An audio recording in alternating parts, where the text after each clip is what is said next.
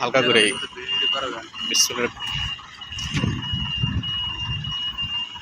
আসসালামু আলাইকুম বন্ধুরা, সবাই কেমন আছেন? আশা করতেছি ভালো আছেন।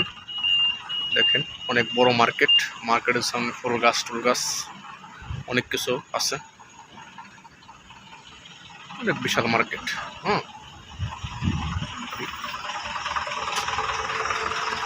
শুধু জাম আর জাম, বসার জন্য চেয়ার এই যে এরকম গোল করে চেয়ার বানিয়ে দিয়েছে বসার জন্য।